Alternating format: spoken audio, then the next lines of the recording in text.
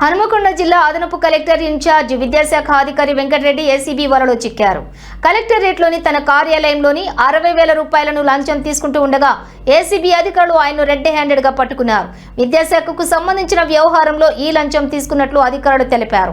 ఈ కేసులో వెంకటరెడ్డితో పాటు ఆయన ఆదేశాలకు సహకరించిన మరో ఉద్యోగిని కూడా ఏసీబీ అధికారులు విచారిస్తూ ఉన్నారు. కలెక్టరేట్లో ఇంకా విచారణ కొనసాగుతోంది. ఈ ఘటన జిల్లా యంత్రాంగంలో కలకలం సృష్టించింది. Print, electronic media, social media అందరికీ నమస్కారం.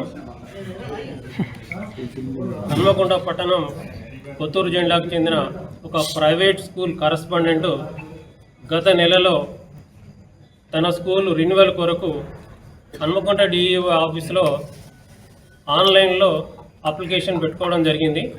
అట్టి అప్లికేషన్ మీద హన్మకొండ ఎంఈఓ గారు రిపోర్ట్ సబ్మిట్ చేయడం జరిగింది.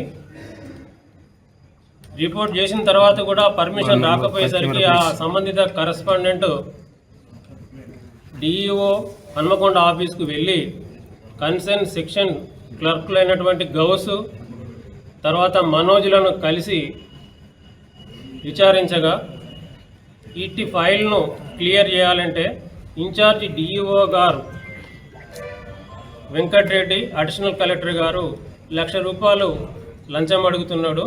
అది ఇస్తేనే ఈ ఫైల్ క్లియర్ అవుతుందని చెప్పడంతో నేను అన్ని డబ్బులు ఇచ్చుకోలేను,